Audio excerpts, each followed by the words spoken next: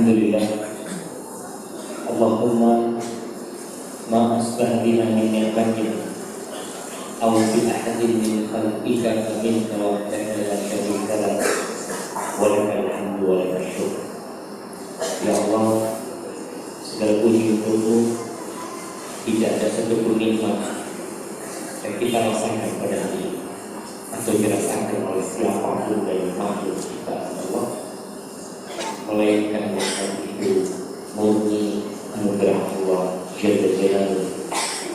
Maka dialah yang pantas dipuja dan mendapatkan syukur kita.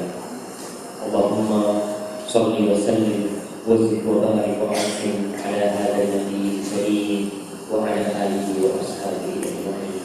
Ya Allah, semoga salawat-Mu, semoga salam berkat dan nikmat-Mu senantiasa berkah untuk baginda kita Muhammad sallallahu alaihi wasallam, dan untuk keluarga beliau, untuk istri-istri beliau, putra-putri beliau, dan untuk seluruh sahabat Nabi radhiyallahu ta'ala anhum. Amma ba'd.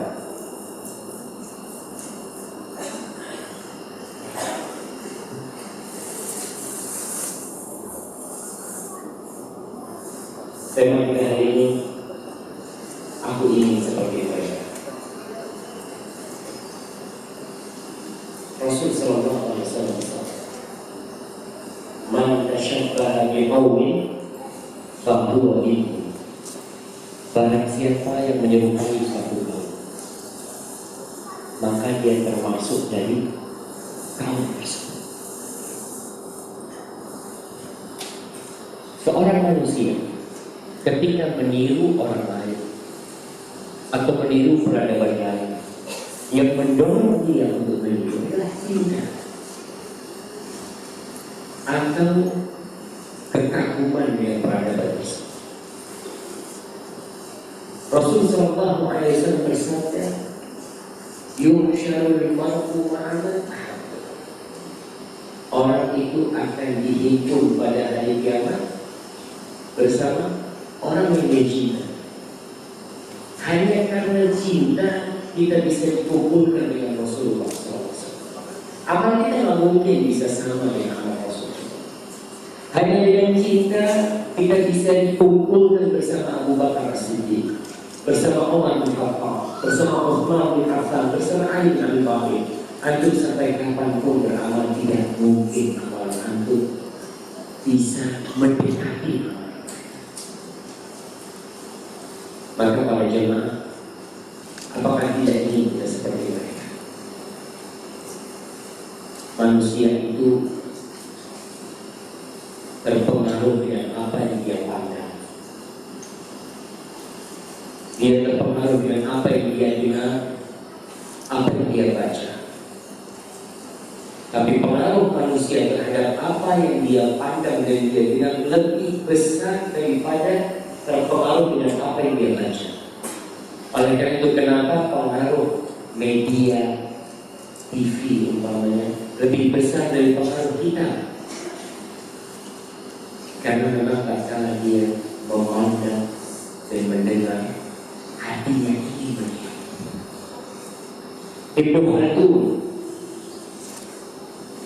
seorang kita mengerti itu, dia mengatakan al-maghlub mula'un bi ta'lidil wajib. Orang yang terkalahkan itu senang meniru orang yang mengalahkan mereka. Wal ummatul mahzumah tamilu ila tashabbuh bil ummatil ghalibah.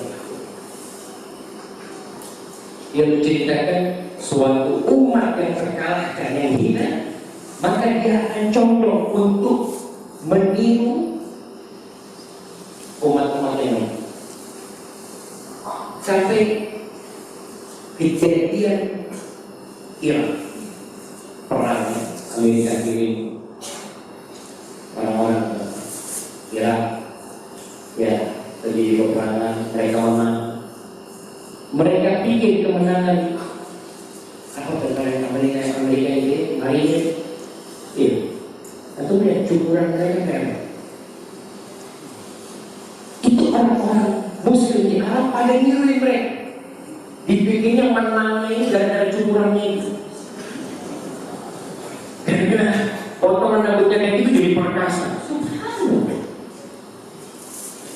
Dan kita lihat di Indonesia, ketika pemain-pemain bola ada yang cukup cuma disisakan rambutnya sini, banyak anak-anak yang melakukan itu. Dia pikir kalau di seperti itu mainnya bisa hebat. Subhanallah. Ma'asyar muslimin, dengan siapa seharusnya kita berdiri? Tasyabbah bil kiram fa in lam takun min fa inna tashabbuha bil kiram. Kau kalau mau menyerupakan diri, meniru orang-orang yang karim, orang-orang yang mulia, orang-orang yang dermawan, orang-orang yang terhormat. Karena meniru mereka, walaupun kita tidak termasuk mereka, itu adalah satu hal yang indah dan satu kemenangan bagi seseorang. Ma'asyar muslimin wal muslimat rahimakumullah, kita hari ini kumpul di sini untuk memperbaharui keimanan kita. Apa pernah meriwayatkan dalam Al-Mu'jamul Kabir dan Al-Hakim dalam kitabnya Mustadrak bahwa Rasulullah sallallahu alaihi wasallam bersabda, innal iman la yahlaku fi jawfi ahadikum kama yahlaku thawb. Sesungguhnya iman itu di hati kalian akan menjadi usang seperti usangnya baju kita. Antum lihat kadang kalau baju dipakai terus lama-lama menipis. Kadang-kala mudah robek. Begitu pula keimanan kita. Kita ini kalau iman didiemin di dalam hati, kita ini itu, maka lama-lama akan menjadi usang dan kafir. Seperti tadi. Fas'alullah Ta'ala an yujaddida iman. Mintalah kalian kepada Allah supaya diperbaharui keimanan Anda. Orang ini sholat tiap hari, 10 tahun dia sholat. Terkadang 10 tahun sholat ternyata imannya tak ada. Malah yang ada tambah drop. Di antara cara memperbaiki keimanan berarti dulu kita bersama-sama menjalankan pekerjaan kita, mempelajari tentang Allah dan Rasul, mempelajari tentang para sahabat. Mau nggak mau kita perlu tauladan, anak kita perlu tauladan. Untuk lihat sebagian sahabat Nabi itu ada tabi'in, Abdullah bin Mas'ud, ada Al-Qamah yang sifatnya sama seperti Ibnu Mas'ud. Yang Ibnu Mas'ud ini mirip perilakunya dengan Rasulullah SAW. Kemudian Ibrahim mirip dengan gurunya Al-Qamah. Kemudian Sufyan mirip dengan gurunya. Kemudian terus seperti itu. Karena manusia itu suka niru. Sampai ada sebagian tabi'in melakukan satu amalan, ditanya sama sahabat, ente kenapa melakukan itu? Aku melihat engkau melakukan itu. Dia cuma karena ingin meniru. Kalau kita disuruh belajar semua dalil sulit, bagi yang tua-tua. Dalilnya apa? Waduh, anak atau dalilnya, tapi anak lihat ustaz kayak gitu tuh.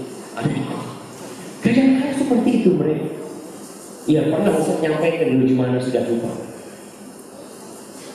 Generasi terbaik umat ini adalah para sahabat.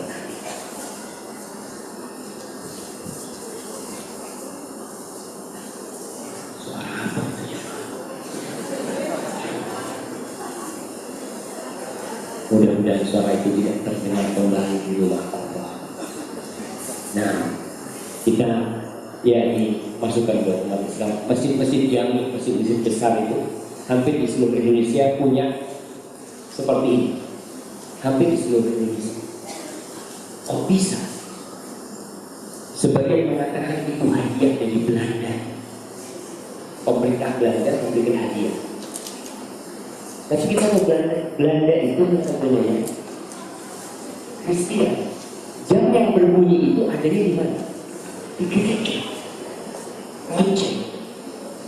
Akhirnya semua masjid jami, yang saya kunjungi itu ada, tapi sebagian sudah dimatikan loncengnya. Karena ingat, dan Allah juga di masjid-masjid kita ini sudah mulai banyak lonceng, tapi kita nggak sadar. Sekedar masukan, mungkin bisa dikaji nanti sampai ke Ustaz kita.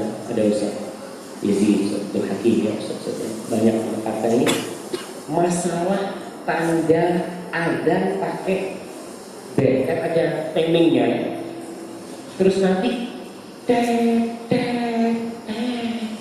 waktunya ada, terus nanti tunggu lagi ada waktunya subhanallah, apa itu tidak termasuk.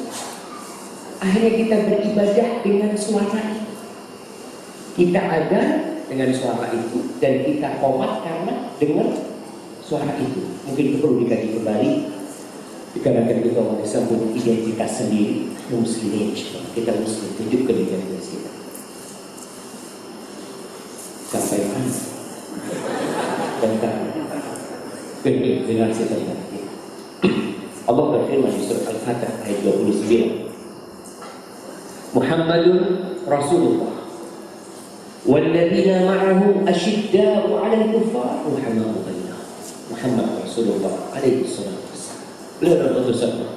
Dan orang-orang yang bersama Nabi Muhammad alaihi salatu wassalam, mereka orang-orang yang tegas menghadapi orang-orang kafir, tapi terhadap umat Islam ruhama, saling mencintai dan saling mengasihi. Subhanallah, itu sifat para sahabat Nabi yang seharusnya kita. Kemudian Allah Jalla Jalaluhu ridho kepada para sahabat, radhiyallahu anhum wa radu. Kita ini kalau meniru orang, tadi sudah dibahas di pertama bahwa orang meniru karena cinta, dan karena cinta dia akan dikumpulkan bersama orang yang dia cintai, bukan karena sholat dia, bukan karena puasa dia, bukan karena zikir dia, bukan karena istighfar dia, bukan karena haji dia, tapi karena apa? Cinta. Kok bisa dikumpulin sih nanti di padang mahsyar, dikumpul bersama mereka? Mungkin ibadahnya jauh di bawah ibadah orang yang ditiru, tapi karena cinta kumpul. Rasulullah SAW menceritakan tentang para sahabatnya dalam hadis yang diriwayatkan Imam Bukhari, khairul ummati qarni atau khairun nasi qarni, thumma alladziina yalunahum, thumma alladziina yalunahum. Sebaik-baik umatku adalah generasi, kemudian yang selanjutnya dan yang selanjutnya. Apa kebaikan mereka? Imam Bukhari menceritakan, beliau meriwayatkan sebuah hadis dari Abu Sa'id Al-Khudri radhiyallahu ta'ala anhu, bahwa Nabi alaihi salatu wasallam bersabda, ya'ti 'alan nasi zaman fayaghzu fi amrin minan nas. Akan datang satu masa terhadap orang-orang ini, kemudian sekelompok manusia berperang.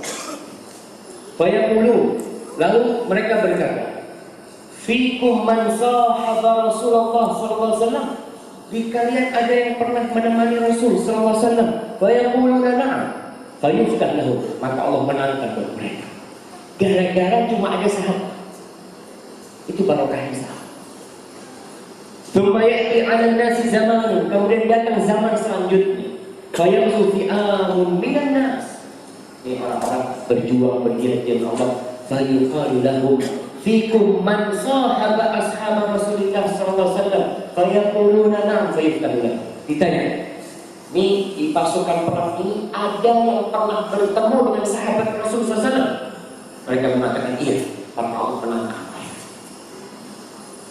Tsumma ya'ti zamanun 'alan nas fayaghzu fi'amun minan nas. Datang zaman selanjutnya, orang-orang berperang, ditanya mereka, fikum man sahaba ashab Rasulullah SAW, ada di antara kalian yang pernah bertemu dengan orang yang pernah bertemu dengan sahabat Rasulullah SAW? Fayaquluna na'am, fayuftah. Itu kalau mau ditiru mereka. Bagaimana meniru mereka? Apanya yang ditiru? Imannya yang pertama, bukan hanya potongan rambutnya. Bukan ada orang-orang, kan sahabat Nabi rambutnya panjang semua. Dia tiru cuma rambutnya, tapi akhlaknya enggak, imannya enggak. Ke masjid tidak. Antum lihat sebagian orang yang laki-laki rambutnya panjang gitu. Itu kenapa rambutnya panjang? Rasulullah SAW rambutnya panjang. Ini kok nggak masjid? Ya, Anda baru bisa niru rambutnya doang. Bukan yang ditiru itu semuanya, dan awal yang ditiru adalah keimanan mereka. Di surat Al-Ahzab ayat 22-23 Allah menceritakan bagaimana keimanan para sahabat. Al-Ahzab. Apa artinya Ahzab dan kapan terjadi Ahzab? Apa artinya Ahzab itu doang? Apa artinya? Pembalasan. Masya Allah. Nemu gimana? Baik, Al-Ahzab.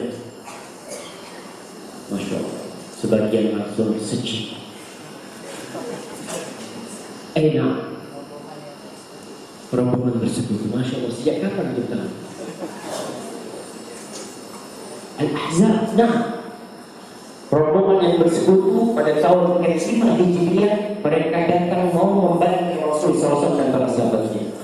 Al-Ahzab itu datang, orang Quraisy membawa sekutu mereka berkoalisi dengan kabilah-kabilah Arab untuk menghancurkan kota Madinah. Kira-kira 10.000 lebih mereka datang ke sana.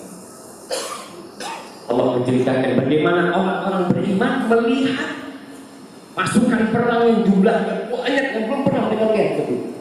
Allah mengatakan walamma ra'al mu'minuna al-ahzab, ketika orang-orang yang beriman, para sahabat Nabi yang beriman melihat pasukan-pasukan perang itu datang menyerang kota Madinah, lalu mereka berkata, apa kata mereka? Hada ma wa'adana Allah. Ini yang dijanjikan oleh Allah dan Rasul. Kedatangan pasukan perang itu, mereka mengatakan ini yang dijanjikan oleh Allah dan Rasul. Mereka datang menyerang kita. Wa sadaqallahu wa rasuluh. Allah dan Rasulnya benar. Wa ma zadahum illa imanan wa taslim. Apa yang mereka lihat itu, pasukan perang yang begitu banyak, tidak menambah mereka kecuali keimanan kepada Allah dan berserah diri kepada Allah. Para jemaah, kadang-kadang ketika kita beriman, kita berpikir akan menang terus, akan dimudahkan urusannya oleh Allah, enak semua. Para sahabat melihat kesusahan, mereka malah yakin ini yang dijanjikan oleh Allah dan Rasul, bahwa orang-orang beriman akan diuji keimanan mereka. Minal mu'minin rijalun sadaqu ma ahadullah alaih faminhum man qada nahbahu wa minhum man yantazir wa ma badalu tabdila. Di antara orang-orang beriman ada yang mereka menepati perjanjian yang dilakukan dengan Allah untuk senantiasa beriman, untuk taat kepada Rasulullah SAW dalam kondisi suka dan duka. Sebagian di antara mereka sudah mati. Siapa yang sudah mati ketika perang Ahzab dari sahabat-sahabat Rasul? Anda kasih lihat. Jangan. Antum mau niru siapa kalau semua mereka nggak kenal? Kita kenalnya sama gubernur, artis, atau perampok. Antum mungkin mengikuti tentang kematian Mirna.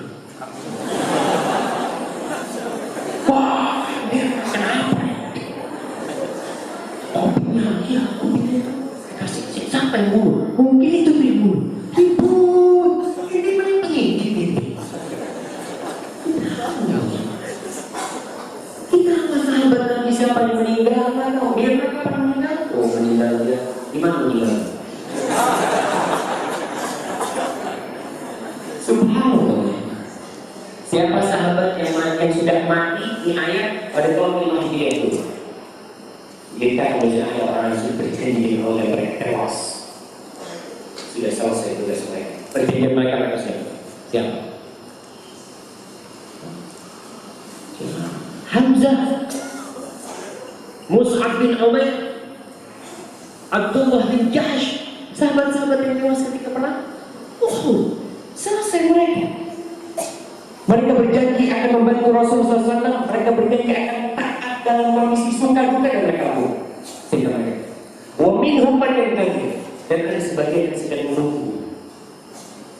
sedang menunggu perhatian. Wa ma badalu tabdila. Mereka tidak mengungkap perjanjian mereka dan keimanan mereka. Para jemaah rahimakumullah, kita lihat bagaimana para sahabat cinta kepada Rasul Sallallahu Alaihi Wasallam. Satu kecintaannya kita sudah sering dengar banyak hadis. Di antaranya hadis yang diriwayatkan Imam Bukhari. Urwah bin Mas'ud Al-Thaqafi.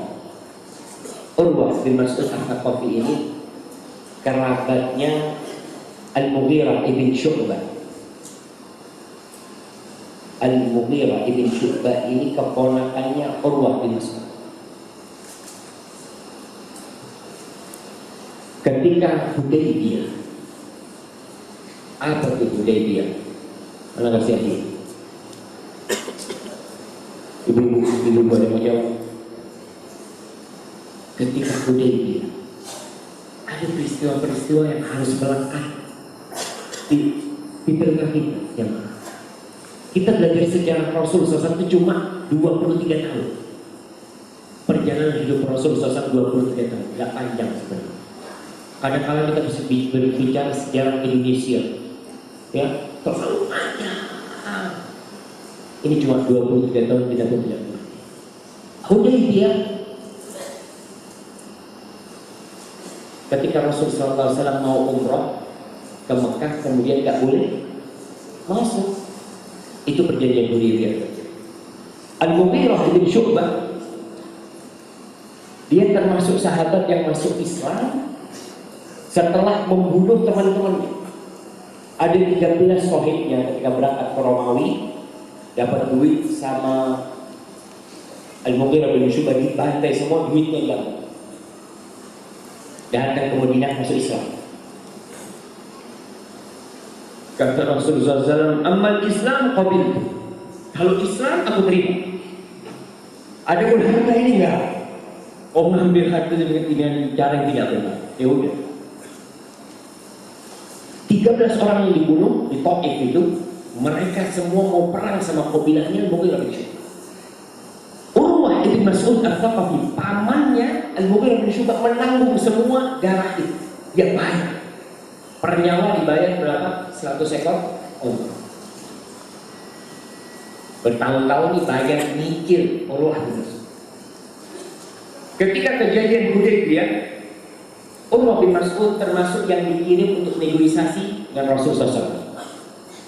Karena Nabi mau masuk alaihi salatu wasallam ke kota Mekah, orang-orang kafir tidak mau menerima kedatangan Rasulullah. Maka ketika datang Mughirah bin Syu'bah dengan pedangnya, dia pakai surban yang ditutupi wajah. Dia berdiri di samping Rasulullah SAW. Mulai Urwah berbicara dengan Rasulullah SAW. Ada orang Arab ketika dia hendak berbicara sesuatu yang indah, yang menarik, ingin membuat hati orang yang tidak ngomong itu terbuka hatinya. Biasanya dipegang jenggotnya. Pegang jenggotnya. Ini yang namanya Mughirah melihat pamannya memegang jenggotnya Rasulullah SAW, ditepuk sama pedang. Jauhkan tanganmu dari jenggot Rasulullah SAW sebelum tanganmu nak kembali. Mulai dia ngomong lagi, dipegang lagi, dipukul lagi.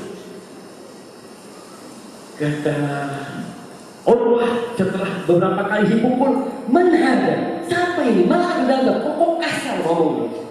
Rasulullah SAW ketawa, "Ini keponakanmu." Al-Mughirah bin Syu'bah kata dia, "Aku baru selesai mencuci tanganku dari darah yang kau kucurkan dari tadi." Subhanallah. Akhirnya Urwah bin Mas'ud ini masuk Islam. Dan ketika dia masuk Islam, dia datang ke Madinah, dia masuk Islam, dia mau kepada Rasulullah, "Ya Rasulullah, aku izin mau balik ke Taif, aku mau berdakwah." Kata Rasulullah SAW, "Jangan, kau jangan balik. Fa innahum qatilun. Mereka akan membunuhmu kalau kau balik ke sana." Apa kata Urwah? "Ya Rasulullah, mereka mencintai aku lebih dari anak-anak dan istri mereka." Karena Urwah memang orang yang baik. Rasul tidak bisa menahan dia. Pulang. Urwah bin Mas'ud sampai di sana mulai berdakwah. Ternyata kaumnya benci dengan dakwah Urwah bin Mas'ud. Subuh azan keluar. Padahal cuma dia yang Islam. Naik ke atas rumahnya, Allahu Akbar, Allahu Akbar. Kaumnya marah, dipanah mati. Subhanallah. Nyawa buat mereka. Urwah bin Mas'ud cerita, ketika lagi negosiasi dengan Rasulullah SAW, dia melihat Nabi SAW, fawallahi kata Allah, ma tanakhama Rasulullah SAW nukhamatan illa waqa'at fi kaffi rajulin minkum fadalaka biha wajhahu wa jildah. Nabi SAW kalau ngomong kadang-kadang beliau meludah, keluar ludahnya. Para sahabat tidak pernah ludah beliau itu turun di tangan, turun di tangan sahabat Rasulullah SAW. Dan mereka mengusapti wajah mereka dan kulit mereka dengan ludah Rasulullah SAW. Ludah besar, subhanallah. Nabi itu keringatnya wangi. Ummu Sulaim, Nabi tidur berkeringat, jatuh Ummu Sulaim bawa dimasukkan keringat Rasul SAW di botol. Rasul bangun, dia tengok, apa yang kau lakukan Ummu Sulaim? Ya Rasulullah, kita akan kumpulkan keringatmu dengan minyak wangi kita. Sallallahu alaihi wasallam. Ini Urwah cerita tentang apa yang dia lihat. Wa idza takallama khafadu aswatahum. Kalau Muhammad alaihi salatu wasallam berbicara, semua sahabatnya dia mendengar. Wa idza amarahum ibtadaru amra. Kalau Nabi nyuruh, semua bersegera melaksanakan perintah. Wa idza tawadda'a kanu yaftatiluna ala wudu'i. Kalau Nabi wudu, sisa wudunya itu rambutan mereka mengambil sisa wudu Rasul sallallahu alaihi wasallam. Faraja Urwah ini setelah negosiasi tidak bisa, dia pulang bertemu dengan orang-orang kafir. Apa kata Urwah? Bercerita kepada orang-orang kafir. Urwah melihat kejadian itu, mau gak mau Islam itu mulai ya, hidayah itu masuk ke hatinya. Melihat satu peristiwa yang aneh, nggak pernah dia lihat. Ayyul qaum. Urwah mengatakan kepada orang-orang kafir, wallahi laqad wafadtu ala al-muluk, wafadtu ala Qaisar wa Kisra wa Najashi. Wallahi, aku sudah diutus bertemu dengan raja-raja, dengan raja Romawi, dengan raja Persia, Kisra, dengan raja Najasyi yang ada di Habasyah. Demi Allah, in ra'aitu malikan qat, artinya aku tidak pernah melihat seorang raja pun yu'azzimuhu ashabuhu ta'zima ashabi Muhammad sallallahu alaihi wasallam. Aku tidak pernah melihat pengikut-pengikut raja yang menghormati rajanya seperti penghormatan teman-teman Muhammad kepada Muhammad sallallahu alaihi wasallam. Subhanallah. Dia kemudian bercerita, Abdurrahman bin Auf, kisah tentang kedermawanan dia sudah tidak asing lagi buat kita. Bagaimana dia membagikan hartanya, dan bagaimana dia hijrah meninggalkan hartanya, semua ditinggalkan. Abdurrahman bin Auf itu orang kaya raya sejak di Mekah, masuk Madinah jadi fakir miskin. Ketika hijrah, ingat orang yang hijrah syaratnya satu, lillah. Kalau niatnya hijrah karena harta, maka dia akan dapat kena. Kalau niatnya hijrah karena perempuan, ada laki-laki hijrah, ini kenapa hijrah ke dia? Ya pasangan anak hijrah juga, terpaksa dia hijrah, maka dia akan mendapatkan niat dia, tapi tidak mendapatkan Allah dan Rasul. Abdurrahman bin Auf meninggalkan semuanya karena Allah. Dia datang kepada Madinah tidak tahu harta sama sekali, modal nggak punya. Tapi subhanallah, Abdurrahman bin Auf ini Astagfirullahaladzim.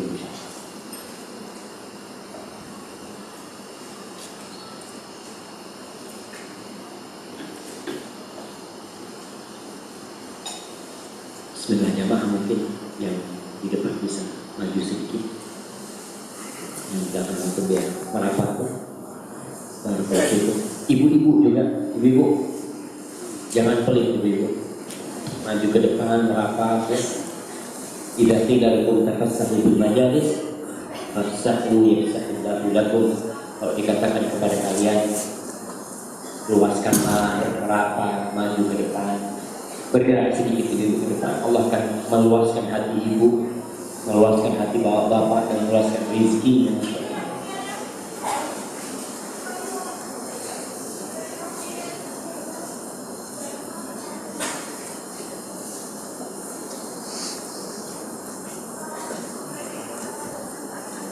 Abdurrahman bin hijrah ke kota Madinah tidak bawa harta banyak, dia cuma bawa Allah dan Rasul. Nabi SAW, subhanallah, beliau itu tahu bagaimana memperbaiki keimanan dan karakter para sahabat.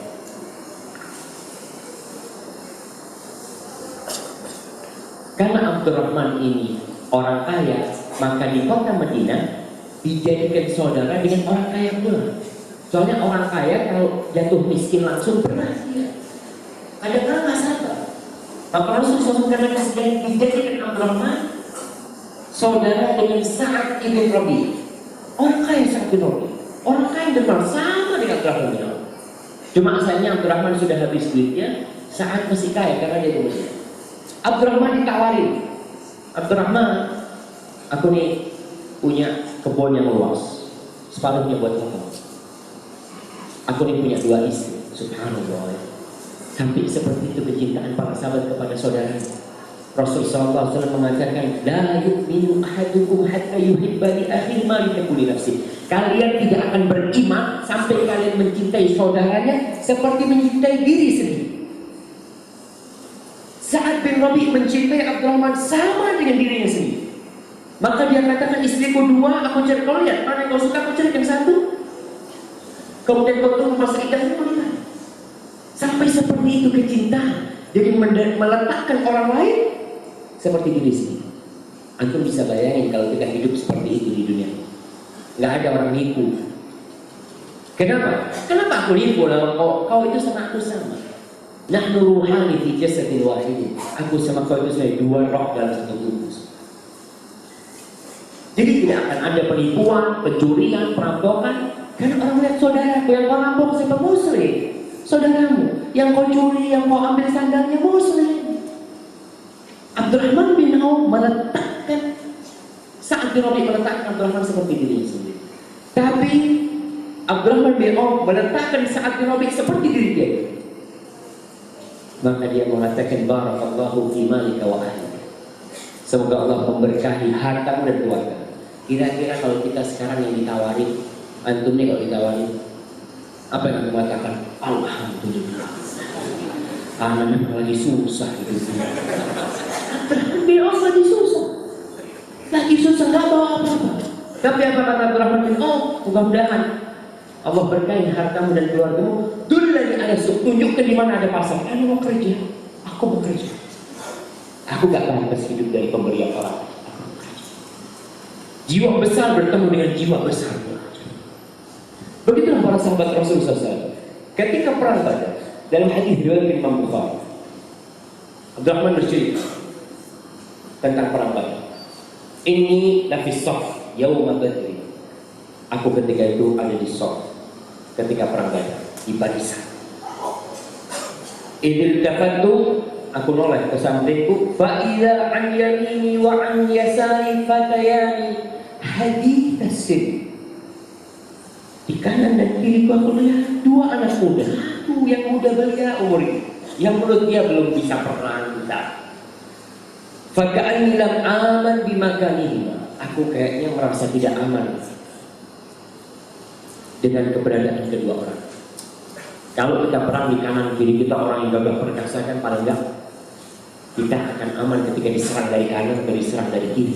Tapi kalau ternyata yang sebelah kanan kiri kita anak-anak muda belia, aduh umurnya masih belia, aku merasa enggak.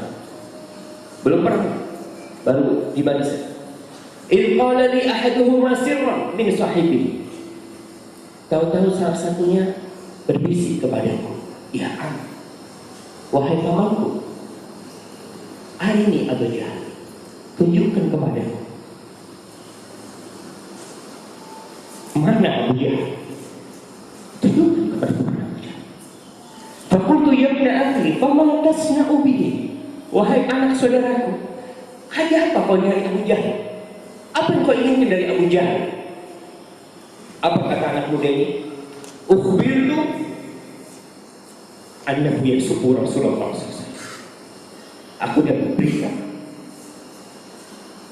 dia suka mencela Rasulullah SAW. Aku dapat informasi itu orang suka mencela Rasulullah SAW. Walladzi nafsi biyadihi, demi yang jiwaku di tangan Allah, la in ra'aituhu la yufariqu sawadi sawadahu hatta yamuta al-ajal min. Demi Allah, andai kata aku melihat dia, maka badanku tidak boleh berpisah dengan batin dia sampai tewas yang paling cepat tewasnya dan terakhir. Abdurrahman bin Auf mendengarkan ucapan anak muda ini anak muda nih, jangan tanya yang tua-tua, ini anak muda. Seperti itu kecintaan mereka kepada Rasulullah SAW. Kata Abdurrahman bin Auf, ta'ajjab tu dia. Aku takjub dari ucapan. Wa mazalil akhar, tahu-tahunya yang di satunya juga nolak dia. Dan berkata seperti yang dikatakan sebenarnya. Ketika peperangan mulai terjadi, Abu Jahal maju. Abdurrahman mengatakan, aku melihat Abu Jahal lagi putar-putar di kain manusia. Fakul, kamu nama dua orang. Ana parayani, hada. Kau lihat nggak tuh orang? Nih yang kalian cari. Subhanallah. Mereka langsung berdiri mengejar Abu Jahal dan tewas. Dua orang ini ketika sudah membunuh Abu Jahal, mereka lari menjumpai Rasulullah SAW, ingin memberikan kabar gembira. Ya Rasulullah, itu orang yang sedang biasa mencela, sudah tidak ada lagi di muka bumi. Dua-duanya ngomong, aku yang membunuh. Rasulullah SAW mengatakan, apa kalian sudah bersihkan pedang kalian? Belum. Rasulullah dari darahnya ditunjuk ke darahnya Abu Jahal kepada Rasulullah SAW. Maka Nabi SAW mengatakan, kalian berdua semua yang membunuh. Sallallahu alaihi wasallam. Masyaallah muslimin, kita lihat bagaimana kecintaan mereka kepada Rasulullah SAW. Padahal mereka muda, sedangkan anak-anak muda sekarang kemana? Siapa yang jadi tauladan mereka? Siapa yang mereka cintai?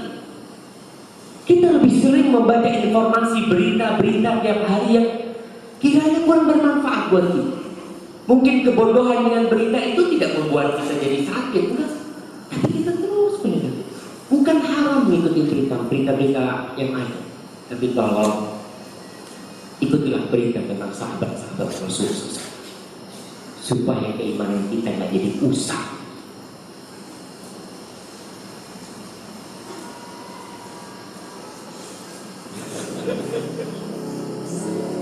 Bagaimana pandangan para sahabat terhadap dunia?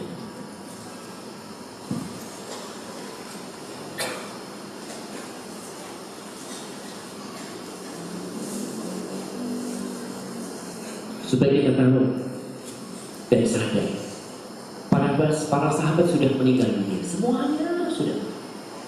Apakah masih ada rumah sahabat?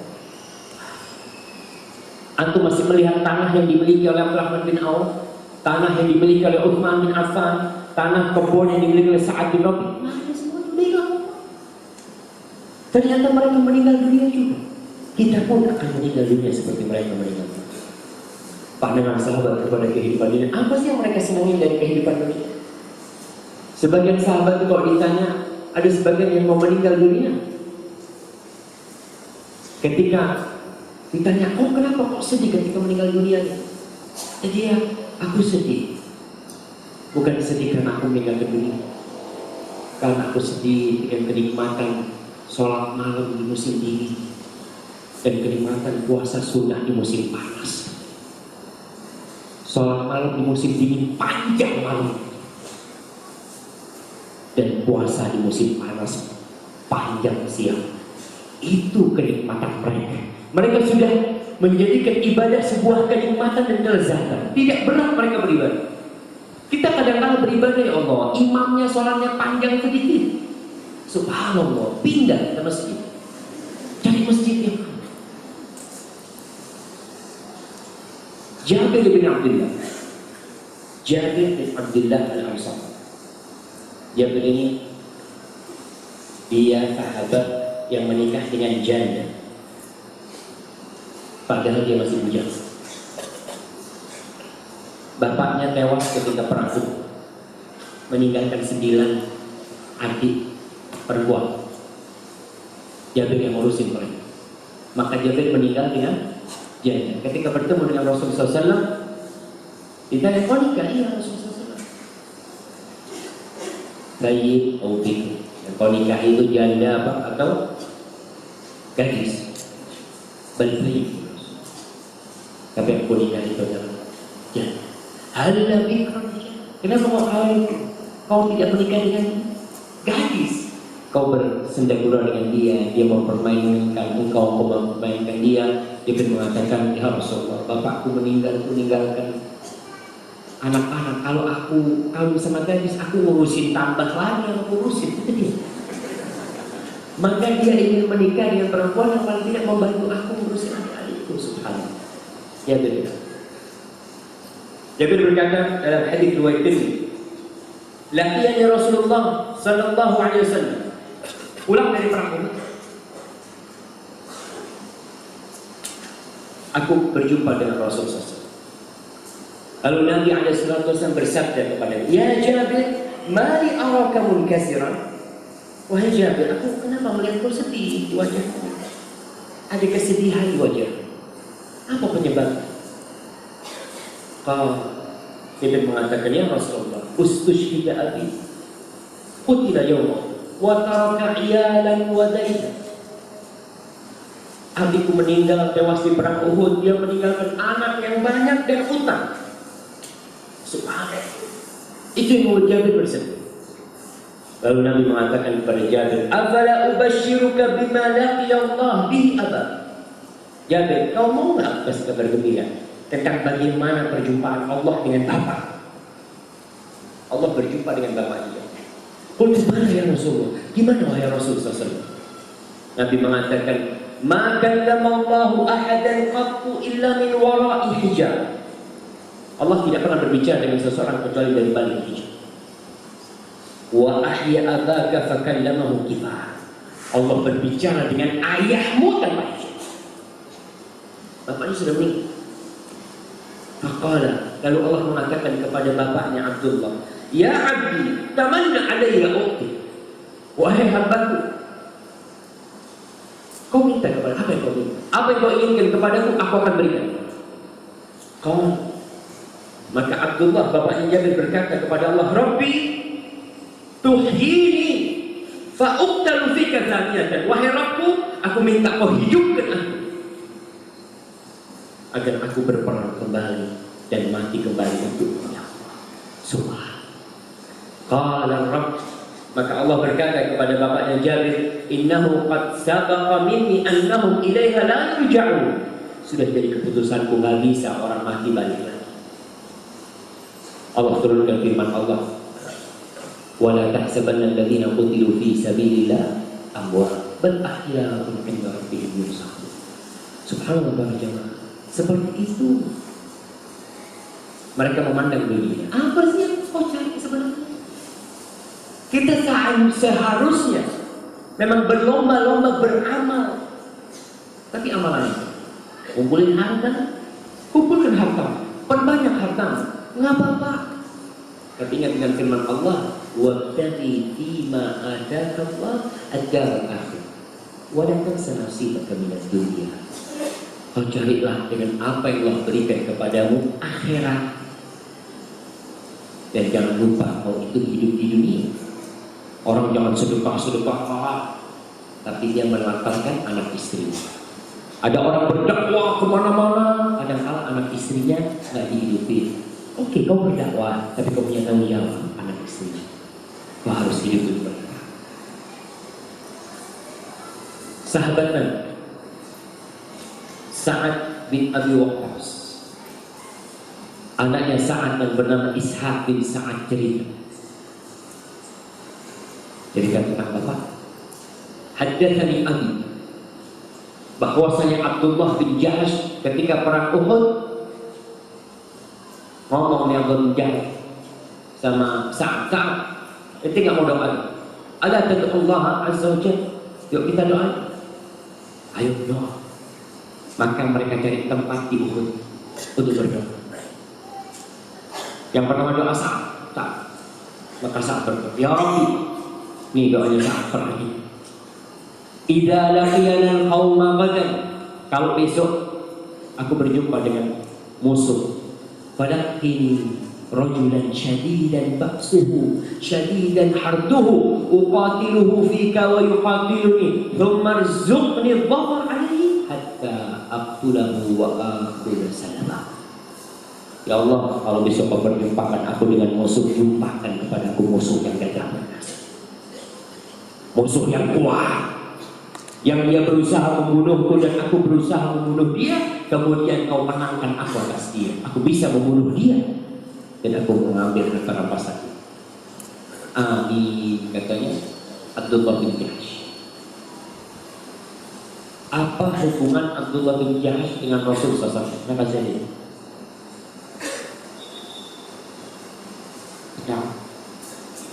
Masya Allah, barakallah. Istri Nabi namanya siapa satu? Zainab bintu Jahsh.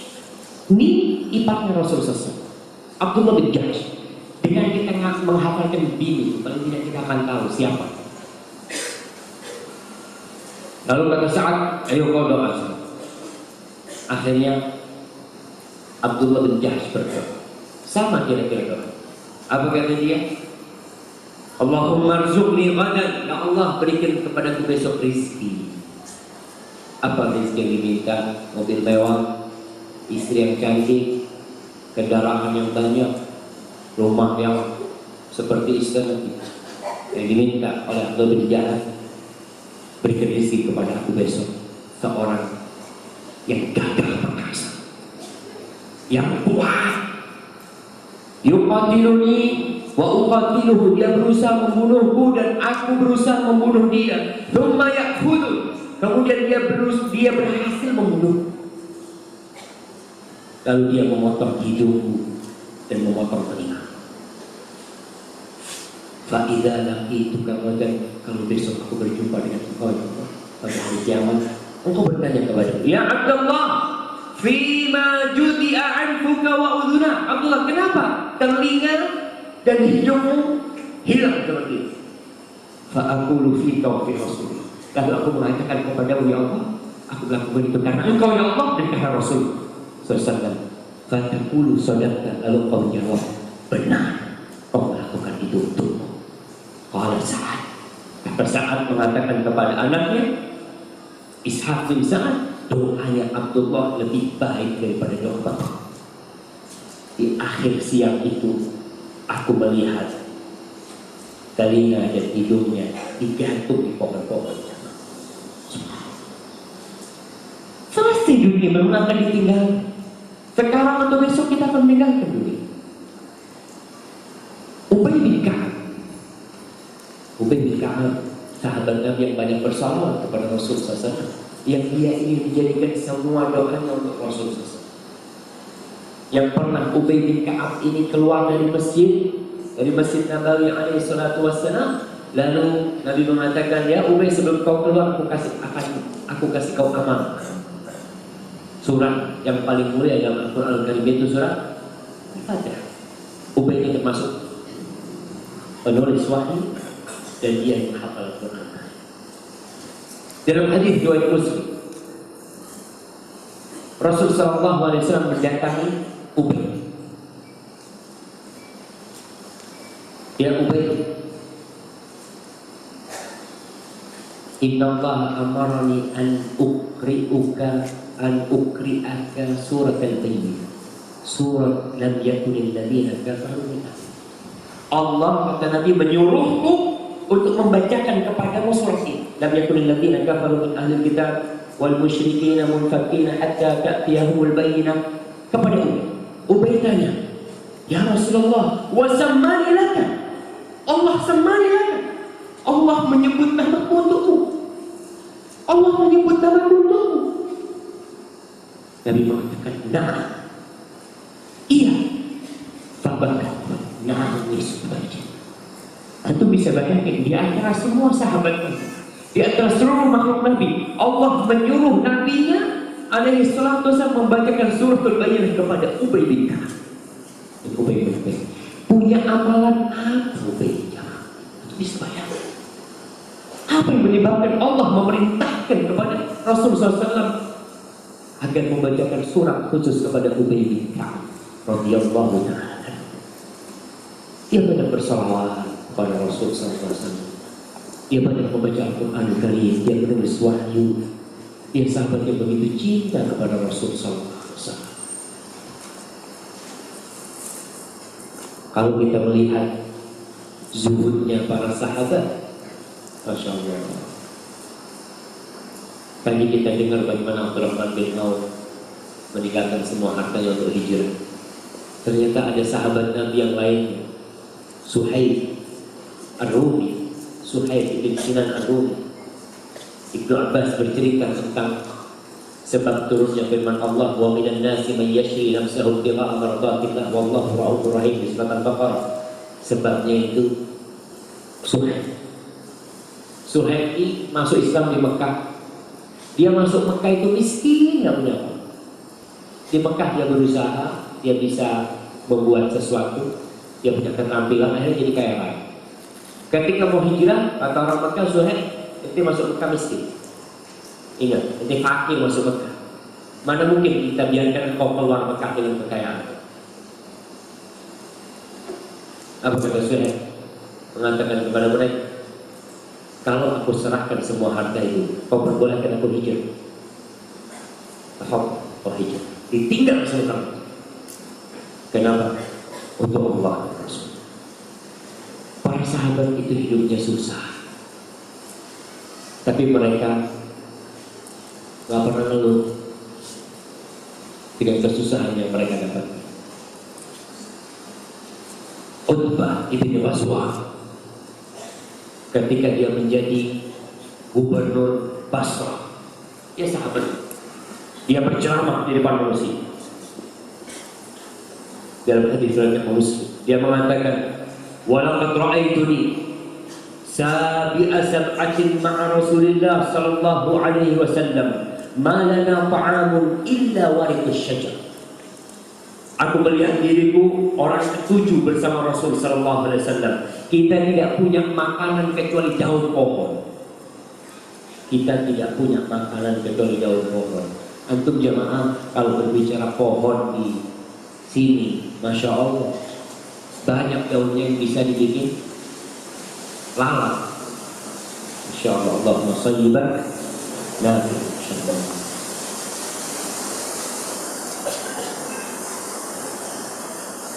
Bahkan daun, antum kalau ke Mekah sekarang akan melihat banyak penghijauan.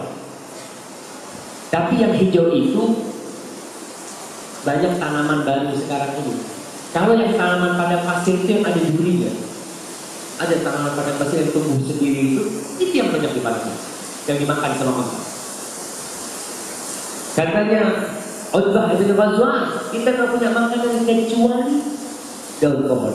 Hatta qarihat ashdaquna, sampai tenggorokan kami ini luka. Apa istilahnya orang? Apa? Lecet ya, radang tenggorokan. Sampai sudah luka-luka tenggorokan kita gara-gara makan daun. Faltaqatu burdatan. Aku punya burda, satu kain yang bisa dibuat pakaian. Fasyaqaqtuha baini wa baina sa'atin mal.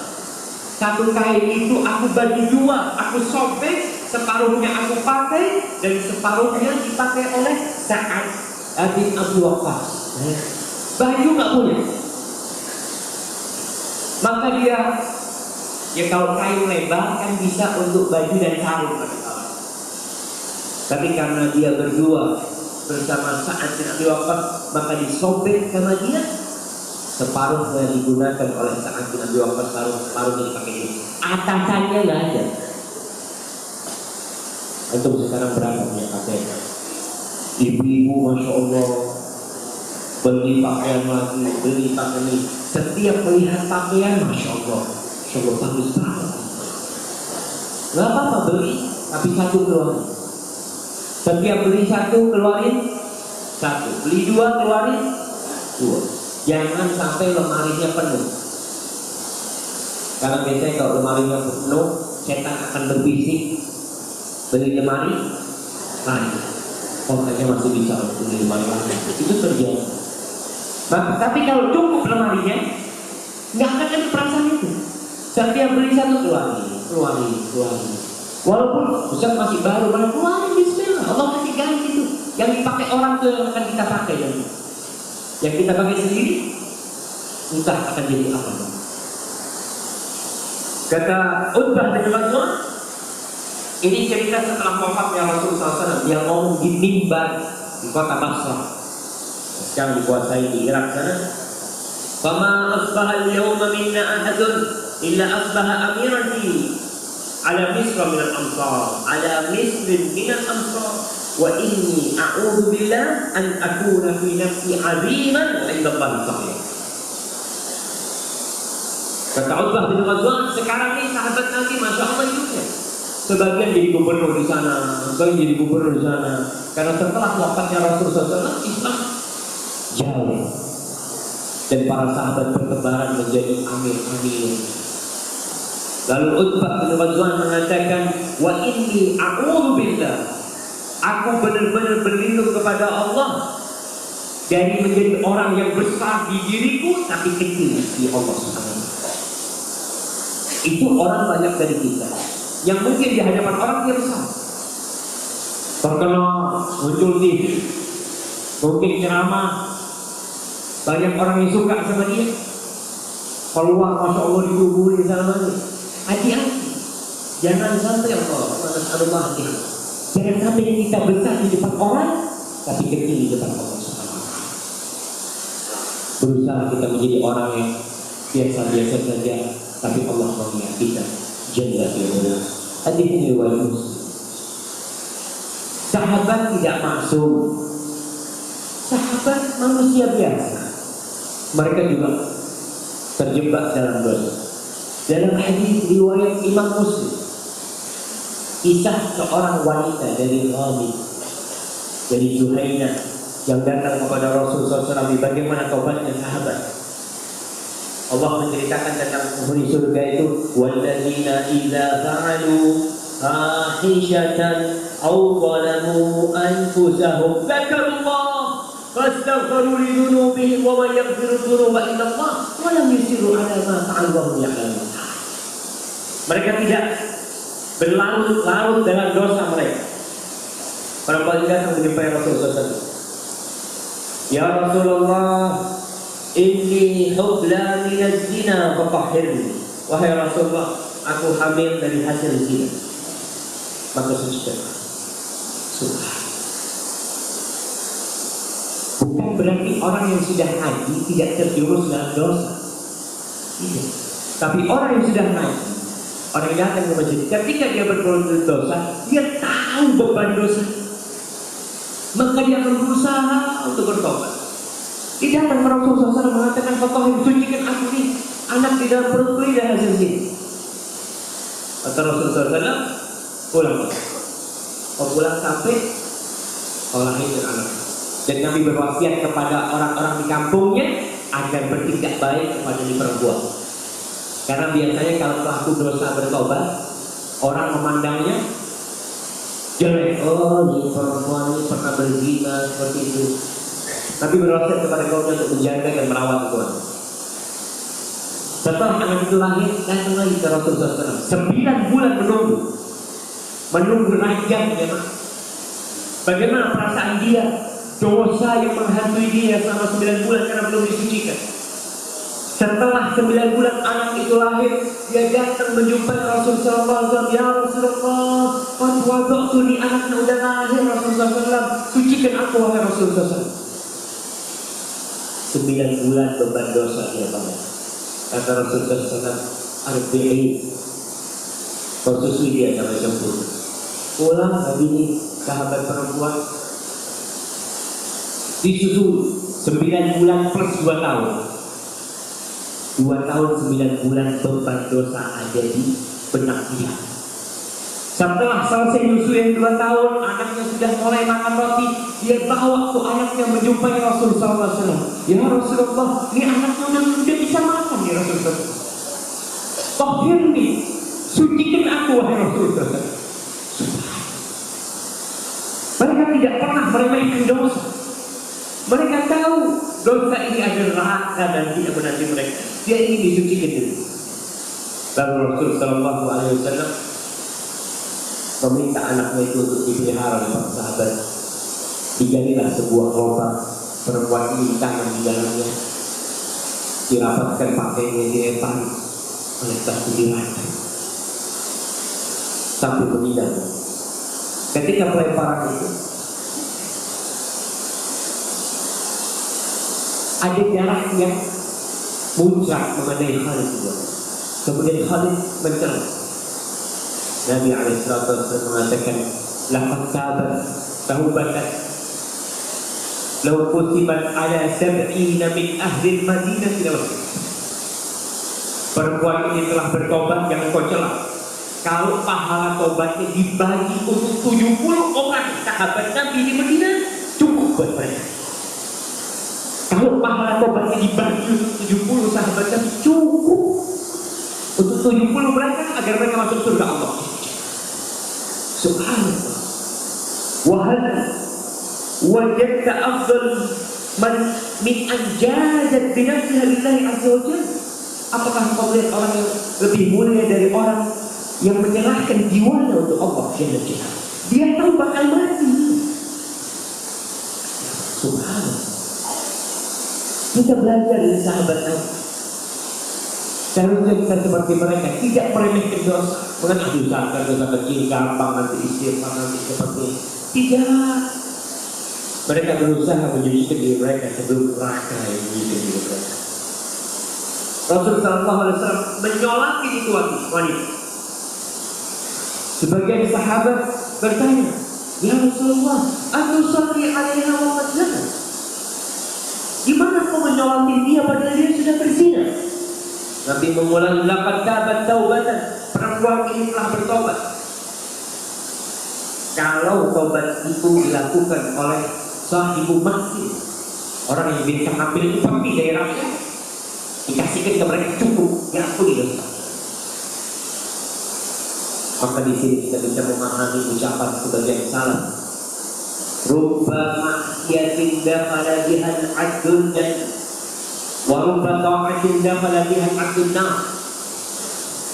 Ada banyak kemaksiatan yang mengantarkan pelakunya ke surga, dan tidak sedikit ketaatan yang mengantarkan pelakunya ke neraka. Orang banyak berbuat kebajikan belum tentu masuk surga. Yang pertama, kalau dia atas, dia kutu, merasa lebih baik dari orang lain. Melihat temannya, tuh bulan kayaknya ini untuk makan itu. Mungkin dia melakukan dosa, dan mungkin dia bertobat, dan Allah gugurkan amal perbuatan. Allah menerima tobat dia dari semua amal itu. Dan orang yang berbuat dosa bisa jadi gara-gara dosa itu menghantui dia terus. Dia kepikiran dosa itu, lalu dia berbuat amal kebajikan. Kalau berbicara tentang tawadhu para sahabat, subhanallah.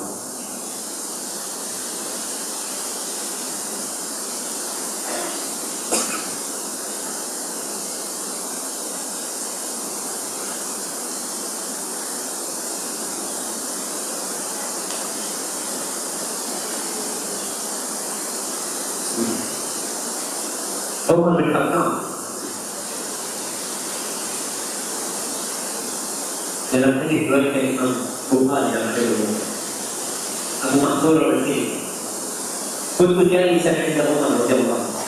Ketika itu aku duduk bersama Umar bin Khattab, Amirul Mukminin, orang nomor satu yang kekuasaannya sampai ke Syam, sampai ke Mesir, sampai ke perbatasan Sudan, sampai ke Yaman.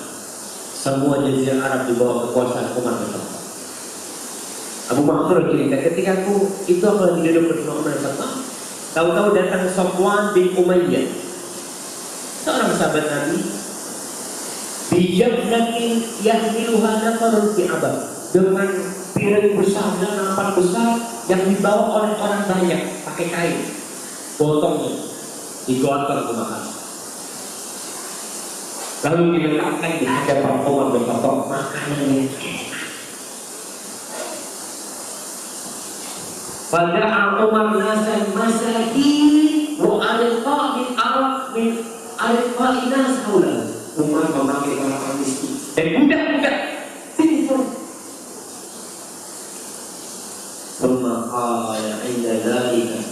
Lalu Umar mengatakan, ketika orang-orang miskin pada makan bersama, budak-budak makan bersama, presiden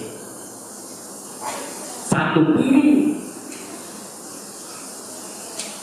Apa itu? Fa'alallahu biqaumin aw lahallahu qauman yarghabuna an arqa'ihim ayyakulu. Allah akan berbuat, akan memberikan sanksi kepada orang-orang yang mereka merasa enggan untuk makan bersama budak-budak. Kita sekarang mesti kalau makan sama orang kaya, sama teman-teman yang sulit, sekali-kali lah bapak, sekali-kali kalau punya rezeki di rumahnya, panggil itu orang-orang miskin. Mungkin ada tukang sampah, tukang ojek, mungkin ngeliat ada tukang sampah di jalan, panggil. Subhanallah. Terkadang orang yang miskin itu lebih baik dari orang yang kaya. Ada lagi dari perjalanan dari Ragunan ke sini, ada melihat dari kaca mobil, ada perempuan pemulung, dia lagi ngambil susu wisata. Tahu-tahu ada motor kayaknya jualan kulit, motornya berhenti ya. Melihat itu perempuan, dia berhenti. Padahal anak lihat motornya jelek, tapi dia buka, dia ambil dari satu kotak kue, dia kasihkan ke orang itu. Mana empati dan simpati juga kepada saudara? Lihat para sahabat makan dengan yang miskin, atau sekali ada. Dan antum melihat orang miskin kalau makan, masya Allah, satu butir pun tidak tersisa. Setelah makan dia akan bersyukur lebih dari bersyukurnya orang kaya. Orang kaya udah biasa, makan kayaknya udah biasa. Bahkan aku bisa beli yang ini 10 kali lipat. Tapi orang miskin mungkin baru pertama dia makan apalagi nasi kebuli. Mungkin dalam hidupnya aja anak nggak pernah melihat. Pernah ada seorang teman bercerita, istrinya pintar, Masya Allah. Mudah-mudahan nanti tidak punya amin.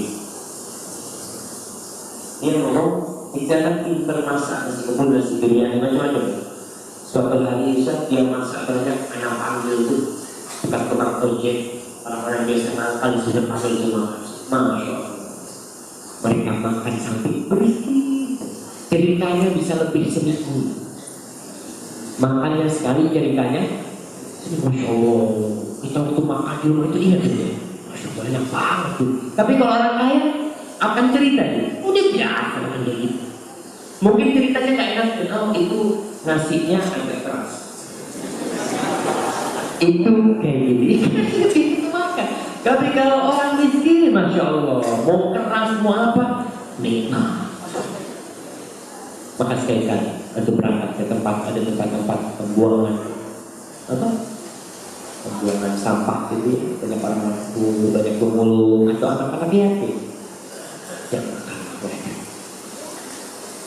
Utsman bin Affan radhiyallahu taala anhu disebutkan oleh Ibnu Jauzi dan kitabnya Tafsirah. Hasan bercerita, "Ra'aitu Utsman bin Affan yaqilu fil masjid wa huwa yawma idzin khalifah." Aku melihat Utsman bin Affan tidur siang di masjid Nabawi, padahal ketika itu dia adalah khalifah. Wa atharul hasa bi jambi, bekas butiran debu-debu itu nempel di badan Utsman. Fanaqul hada amirul mu'minin, hada amirul mu'minin. Mereka itu amirul mu'minin.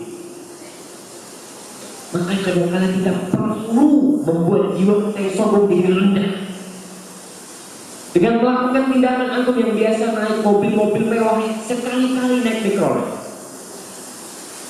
Masa saya sekali-kali ya teman, antum akan melihat di sebelah antum seorang ibu yang gendong anaknya, yang itu di sebelahnya anaknya juga dengan selendangnya dia, anaknya minta kue dikasih, antum akan lihat tuh.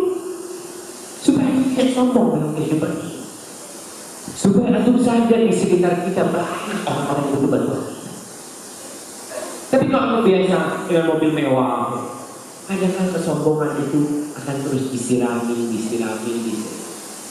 Sekali-kali Umar bin Khattab ya subhanallah,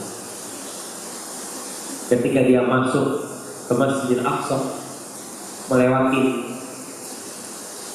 ada tempat yang becek, tempatnya air itu. Di depan ada pemuka orang Nasoro lagi menyambut kedatangan Umar, dan Abu Ubaidah ada di sini. Umar bin Khattab sepatunya khuf itu yang dari kulit ya. Sama Umar ditaruh di sini, dan Umar bawa ontanya. Orang-orang pada melihat itu. Apa kata Abu Ubaidah? Wahai Umar, banyak yang melihat tuh, maksudnya orang-orang pada melihat itu dalam kondisi seperti ini. Seharusnya mau dalam kondisi yang lebih apa? Lebih terhormat, lebih berwibawa, pakaiannya, tampangnya. Umar bin Khattab kepada Abu Ubaidah ada kedatangan tahu yang mengatakan Abu Ubaidah, nahnu qaumun a'azzana Allah bil Islam.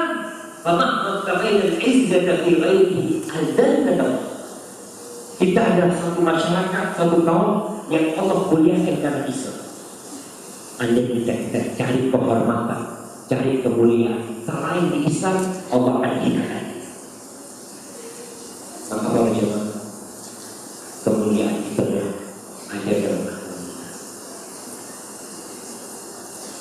Ali bin Abi Thalib disebut di beberapa kitab bahwa dia pernah beli daging, beli 1 dirham di daging. Amirul Mukminin beli daging 1 dirham, kemudian dibungkus sama Ali bin Abi Thalib, lalu diambil dibawa sama dia. Orang-orang pada ngomong, wahai Amirul Mukminin, biar aku yang angkat, biar aku yang angkat. Apa kata dia? Abu Iyah aku an yahmil. Kata dia, bapaknya anak-anak yang lebih pantas ngambil barang ini. Kita kadang-kadang kalau semuanya dibawain ya, pas dibawain itu dibawain, semua dibawain, akan tumbuh di hati kita seakan-akan big boss. Kadang-kadang aku bawa anak buah mau rendah, supaya merendahkan. Antum itu sama sih. Antum tidak ada hanya debu yang akan kembali. Kesabaran mereka, subhanallah. Dan kehidupan mereka ini mungkin yang terakhir untuk bicara kesabaran para sahabat Nabi. Abu Hurairah radhiyallahu taala anhu diceritakan dia itu tidak mati sama semua anaknya, tidak ada yang hidup anaknya Abu Dhar, setiap punya anak dulu. Lalu dikatakan kepada dia, innaka mru'un la yaqala walad. Kau itu orang yang anaknya tidak ada yang hidup, semuanya mati semua. Apa kata Abu Dhar? Alhamdulillah, kullu dzalika fi kitab.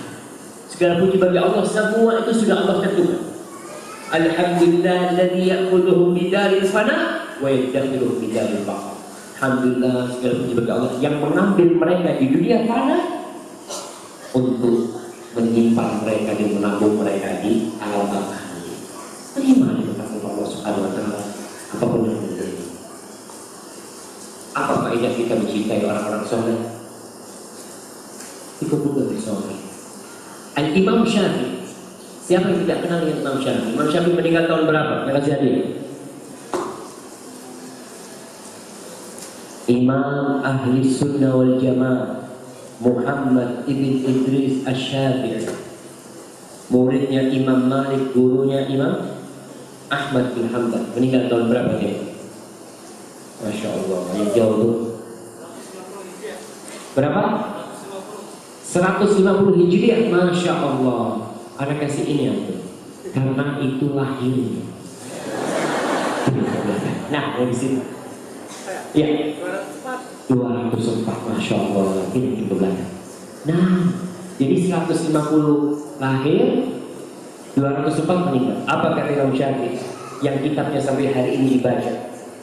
Beliau mengatakan, uhibbus salihina wa lastu minhum wa arju an anala bihim syafa'ah wa akrahu man tijaratuhul ma'asi wa in kunna sawa'an bil bidha'ah. Kata dia, aku cinta kepada orang-orang soleh walaupun aku bukan termasuk mereka. Imam Syafi'i katakan itu. Aku cinta kepada orang-orang soleh walaupun aku bukan termasuk mereka. Dan aku berharap dengan cinta kepada mereka aku mendapatkan syafaat. Saya dikumpulkan bersama orang lain. Wa akrahu man tijaratuhul ma'asi, dan aku benci kepada orang yang dagangannya itu maksiat. Wa in kunna sawa'an fil bid'ah, walaupun dagangan ana sama dia sama-sama maksiat. Subhanallah. Tak sampai sombong mereka. Kita baru ngaji 7 kali. Ente berapa kali ngaji? 3 kali. Oh belum. Subhanallah. Kadang-kadang kita seperti itu memandang orang lain. Bisa jadi yang baru pertama ngaji masuk surga duluan, yang sudah dulu. Allah yarzuqu man yasha bighairi hisab. Allah memberikan rezeki kepada siapa yang mau. Imam Malik, Imam Syafi'i berkata itu dijawab oleh Imam Ahmad bin Hanbal. Apa kata Imam Ahmad tentang gurunya? Tuhibbus salihina wa anta minhum. Engkau cinta kepada orang-orang soleh dan engkau termasuk dari mereka. Rafiqul qawmi yulhaqu bil jamaah, orang yang sama akan dikumpulkan bersama rombongannya. Wa takrahu man bidha'atuhul ma'asi, kau benci kepada orang yang dagangannya kemaksiatan. Hamakallah bentukkan bidha'ah, Allah telah menjagamu dari dagangan maksiat. Hadza wallahu a'lam bissawab. Semoga kita bisa seperti mereka pelan-pelan, dan semoga kalau kita tidak bisa seperti mereka, paling tidak kita mencintai mereka dengan kecintaan itu. Semoga Allah mengumpulkan kita bersama mereka. Wassallallahu ala nabiyyina wasallam. Kita masuk ke tanya jawab.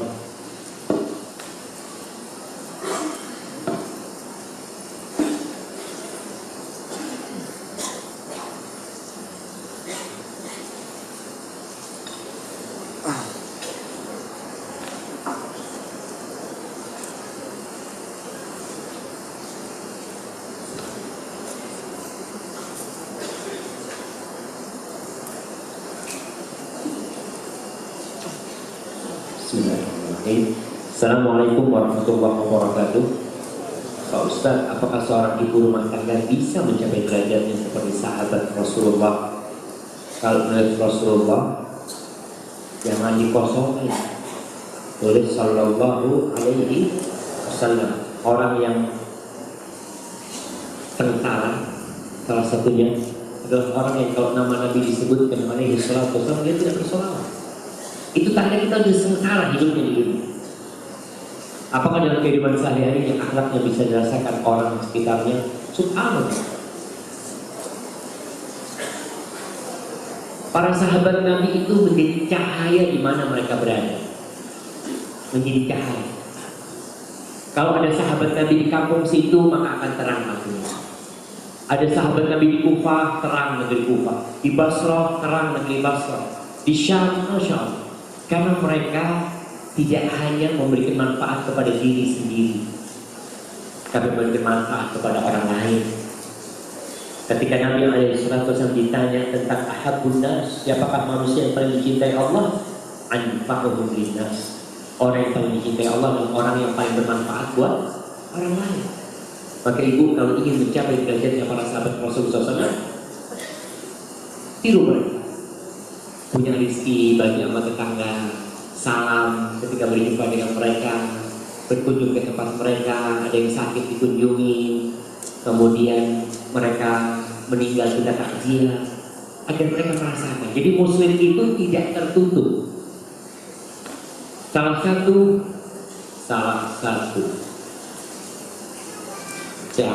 tanda teroris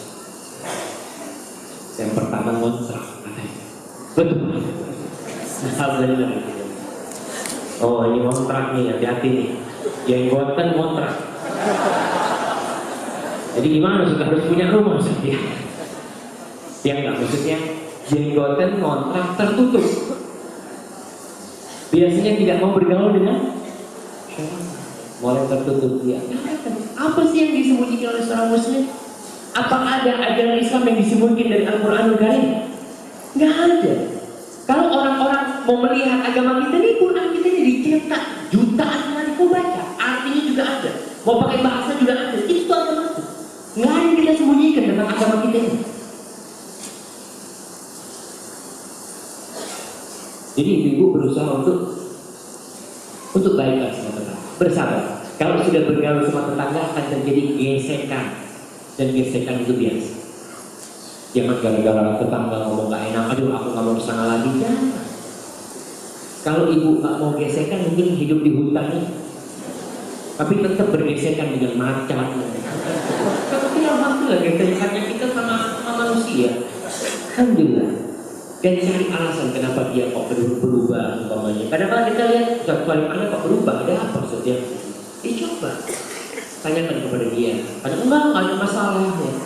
Kita kadang-kadang ngomong itu, kita ngomong nih, menurut kita omongan kita ini gak ada masalah, tapi ternyata sakit hati dia. Maka sering-sering minta maaf sama teman. Belum lama ini saya ditinggal wafat anak saya yang baru berusia 9 bulan. Jika nanti saya wafat, apakah di alam kubur saya bisa bertemu dengan mereka anak saya? Apakah syaratnya agar saya dan suami bisa diberikan syafaat oleh anak saya? Di alam kubur akan terjadi tazawuj, saling berziarah antara penghuni itu. Bagaimana wujudnya? Wallahu a'lam bishawab. Karena itu tidak alamnya berbeda. Maka kita kalau datang ke kuburan, kita ucapkan salam kepada mereka jauh. Kita datang ke kuburan itu, assalamualaikum ya ahli diyar minal mu'minin wal muslimin, inna insyaallah bikum lahiqun, nasallallahu lana wa lakum al-afiyah. Mereka sudah jawab, waalaikumsalam warahmatullahi wabarakatuh. Dan terjadi tazawuj, tapi bentuknya bagaimana? Wallahu a'lam. Kemudian bagaimana supaya mendapatkan syafaat dari anak sahabat dan ridho dengan takdir Allah Subhanahu wa taala. Karena ada seorang ibu subhanallah, ketika anaknya meninggal banyak yang dia salahkan. Suaminya disalahkan pertama. Abang ini gara-gara anak udah ngomong berangkat ke dokter, nanti abang nggak mau ke dokter.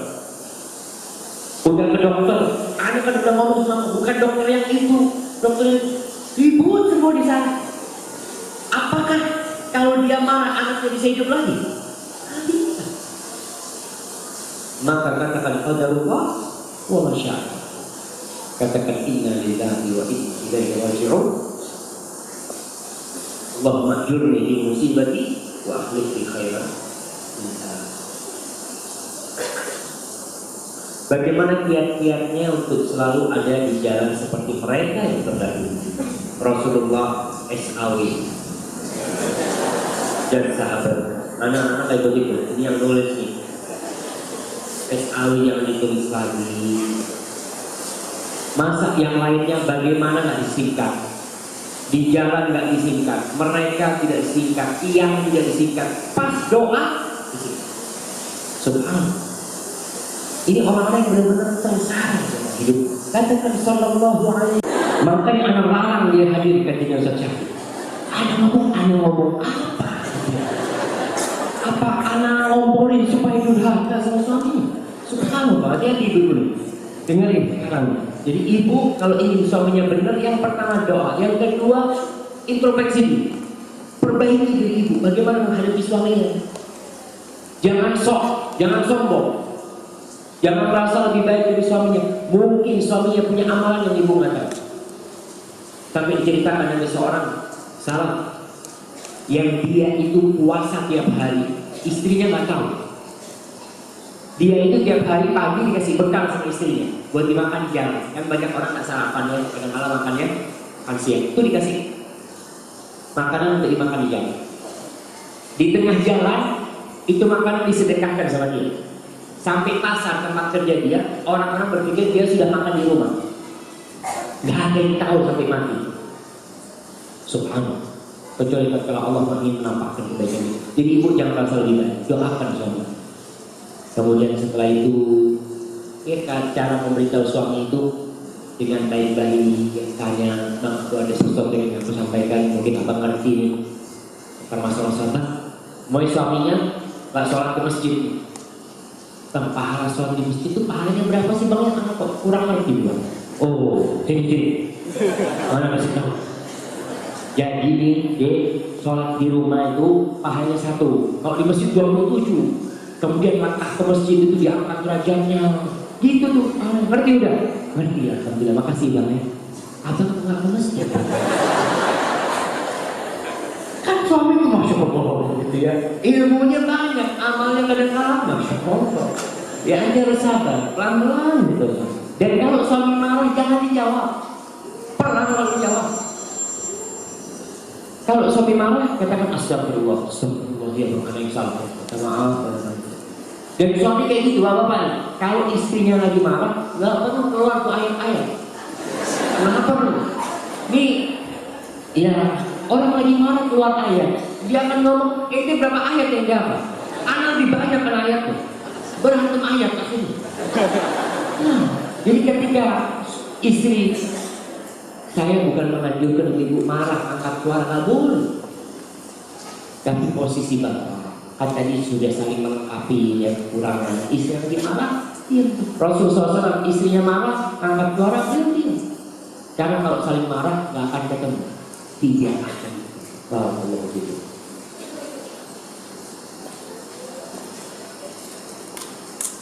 Assalamualaikum Ustaz. Saya belum ada pertanyaan.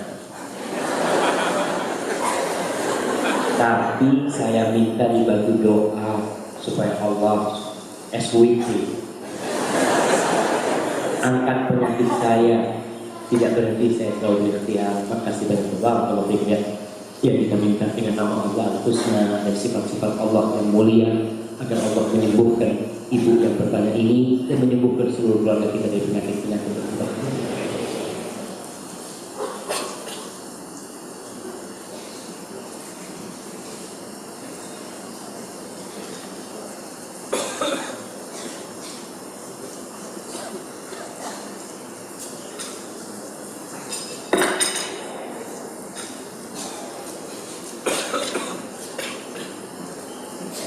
Subhanallah.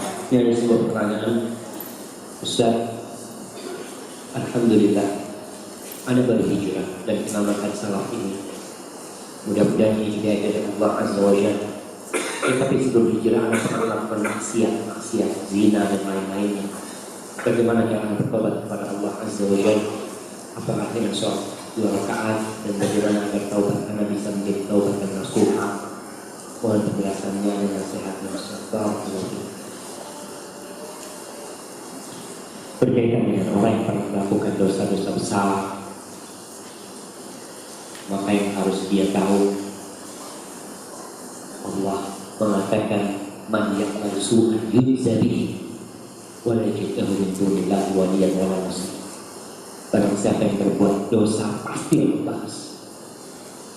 Allah akan membahas. Yang pertama dia harus siap dengan balasan Allah. Allah bakal balas. Tapi dengan kita bertobat, semoga balasannya tidak terlalu pedih buat kita. Dan semoga Allah mengampuni sehingga Allah tidak membalas sama sekali dosa yang kita lakukan. Karena bisa jadi sakit kita itu balasan dari dosa kita yang kita lakukan. Makanya ada orang-orang, kenapa Ustaz Ana kok sekarang tambah susah hidupnya? Mungkin kau punya dosa masalah. Bagaimana cara bertobat dan taubat dan nasuha? Yang pertama, menyesali perbuatan. Dan dari tulisan ini insya Allah dia sudah menyesal. Yang kedua, tinggalkan perbuatan dosa itu dan tinggalkan tempat-tempat yang membuat dia berbuat dosa. Tinggalkan pula teman-teman yang membuat dia berbuat dosa. Kemudian yang ketiga, berniat untuk tidak mengulangi. Apakah perlu sholat sunnah 2 rakaat? Boleh. Ketika dia ingat dengan dosa itu, dia ingat dia dengan dosa itu, lalu dia sholat 2 rakaat, nggak masalah. Dia sholat, dia sempurnakan wudhunya, dia sholat sempurna. Dalam hadits Utsman bin Affan yang melakukan sholat 2 rakaat, setelah dia melakukan dosa, kemudian dia menyempurnakan wudhu dan khusyuk sholatnya, niscaya Allah akan mengampuni dosa-dosa. Tapi sholat taubat ini bukan sholat rutinitas, tidak seperti sholat duha yang hanya waktunya tiap hari, tidak seperti sholat malam. Tapi sholat taubat itu ketika melakukan dosa dan ingat dengan dosa, bukan lagi duduk-duduk. Ini ngapain? Sholat taubat, sholat habis duhur, sholat lagi, iya ngapain? Sholat taubat. Kalau dosa-dosa kecil itu akan dihapuskan dengan sholat wajib kita dan sholat sunnah kita. Itu akan dihapus. Tapi dosa besar yang kita ingat dengan dosa itu, kemudian agar sempurna taubatnya menjadi taubat dan nasuha, sebagaimana sabda Rasul SAW, wa atbi'is sayyi'atal hasanah, ikuti perbuatan dosa dengan perbuatan baik, terus ditambah perbuatan baiknya ya. Semoga diampuni. Adapun yang berkaitan dengan manusia lainnya, maka harus minta maaf, minta dihalalkan, ya seperti itu. Wallahu a'lam.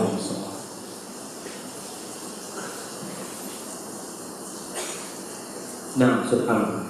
Bagaimana mensucikan diri setelah melakukan dosa besar di akhir zaman, kondisi saat ini? Terlebih di Indonesia belum menerapkan hukum secara syariat Islam. Para jamaah, kita berdoa kepada Allah SWT, semoga Allah memberikan petunjuk kepada pemimpin-pemimpin negeri ini, kepada pejabat-pejabat negara, sehingga mereka tahu dengan hidayah Allah SWT berkaitan dengan tidak tegakkannya syariat Islam. Bagaimana orang yang bertobat, yang berzina umpamanya, walaupun syariat Islam ditegakkan umpamanya, tidak harus orang itu menyerahkan diri ketika dosanya dosa urusan sama dia. Jadi kalau orang berzina, nggak harus dia datang menyerahkan diri. Rasul SAW ketika perempuan itu laporan, Nabi tidak mencatat di mana rumah perempuan itu, tinggalnya di mana. Nanti kalau nggak balik bakal dicatat ya. Enggak. Kalau dia sudah bertobat, dia nggak balik, selesai, Allah terima tobatnya insya Allah. Ketika ada seorang sahabat yang mengatakan, Ma'iz, dia mengatakan ini di sini, ya Rasul aku berzina. Kata Rasulullah SAW, ini orang gila lah. Oh enggak Rasul, dia nggak gila. Enggak, itu mungkin cuma pegang-pegang dia. Itu mungkin cuma mencium dia. Itu mungkin cuma pegang. Rasulullah SAW ingin menolak dia. Udah, kalau sudah bertobat, udah antara kau dengan Allah, jangan. Cuma tadi wanita bagi dialah bahwa dia ingin disucikan diri. Jadi kalau melakukan dosa besar di sini bertobat dengan meninggalkan dosa-dosa dan syarat taubat yang tadi disebutkan.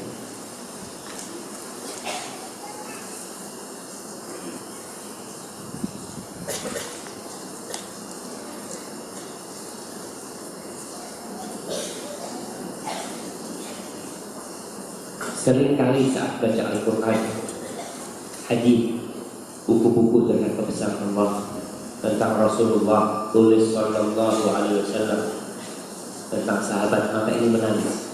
Apakah hal ini bisa menghapuskan dosa, membuat kita bisa masuk surga? Ada 2 air mata yang, atau hanya ada 1 air mata yang lillahi ta'ala. Kayaknya ini yang terakhir. Air mata menangis. Ketika Ustaz ceramah menangis, mungkin Anda tadi nangis, itu bukan karena takut kepada Allah, karena terharu dengan kisah sahabat. Iya, kita juga ketika baca kisah-kisah terharu gitu. Allah betul. Beda dengan takut sama Allah. Nangis karena takut sama Allah itu Beda banget dengan nangis kita ketika gajian. Maka nangis yang karena takut kepada Allah itulah yang akan membuat mata kita tidak tersentuh oleh api neraka. Adapun nangis karena terharu, ya orang terharu lah biasa. Padahal orang dengan ceritanya Nabi Yusuf nangis. Apakah karena takut kepada Allah? Bukan, karena terharu saja. Jadi nangis yang insya Allah lillahi ta'ala adalah nangis yang karena takut kepada Allah, karena dosa-dosanya yang menangisi. Kalau karena terharu disebutkan ini ya mudah-mudahan. Kalau dia disebutkan karena keagungan Allah, mudah-mudahan itu termasuk yang menghapuskan dosa dia di masukkan di surga.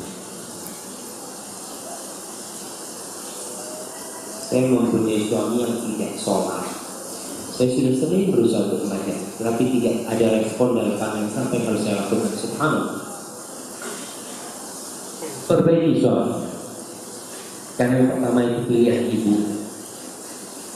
Apakah dia tidak kafir Ustaz? Memang ada beda pendapat. Apakah orang yang meninggalkan sholat itu kafir sehingga nikahnya jadi batal?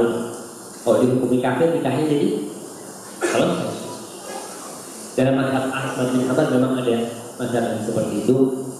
Tapi sebagian mengatakan tidak, dia melakukan dosa besar, meninggalkan salah satu rukun Islam, tapi tidak sampai tingkat kafir. Namun tetap ada di garis merah. Karena Rasulullah SAW mengatakan ahdul dari bainana wa bainahum shalah, perjanjian antara kita dengan mereka sholat dengan orang-orang kafir. Paman tarokan paman kafir, yang meninggalkan sholat kafir. Itu kata Rasulullah SAW. Terus bagaimana?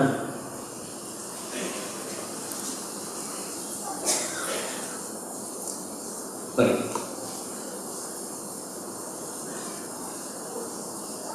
Bagaimana menghadapi suaminya yang tidak sholat ini? Doain dimiliki. Ibu duduk waktu duha umpamanya, dianjurkan setelah sholat duha itu dalam beberapa hadis untuk membaca zikir Rabbighfirli wa tub alayya innaka antat tawwabul ghafur 100 kali. Untuk dibaca itu jangan terus doain suaminya ya. Kemudian mohon sama suaminya, bang, aku ingin abang jadi imam sekali salat maghrib jadi imam. Kalau dia nggak pernah jadi imam, masya Allah. Ya Allah, abang kalau jadi imam tambah ganteng. Besok jadi imam lagi terus pelan-pelan ya. Karena suami itu bayi besar, seperti bayi. Kalau diiming-imingin ini baca insya Allah jadi benar. Baik, ini sebagai pertanyaan terakhir, masih ada beberapa hadiah yang akan ditanyakan kepada akhwat di sana. Udah pegang mic belum? Udah ada mic? Baik. Sebutkan nama sahabat yang berdoa agar terbunuh di perang Uhud. Tadi itu kita bahas. Sebutkan nama sahabat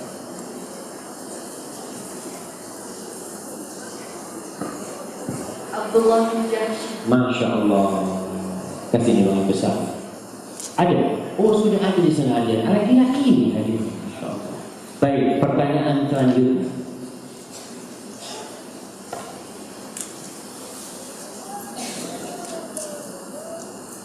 Sebutkan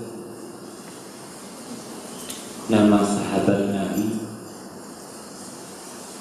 yang kawin sama janda. Nah, sahabat saat di peluang ya, hampir benar.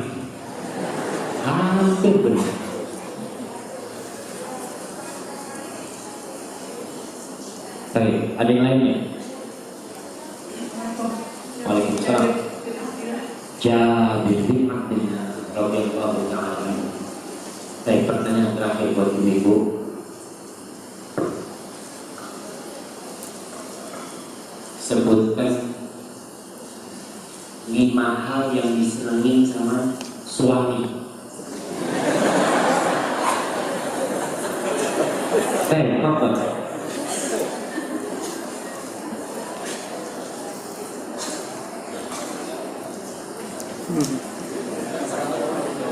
biar kita nggak dimarahin sama bapak. Apa balik dulu? Assalamualaikum Ustaz. Waalaikumsalam. Yang disenangi suami saya. Iya, diserang lelaki ya, bukan makanan ya.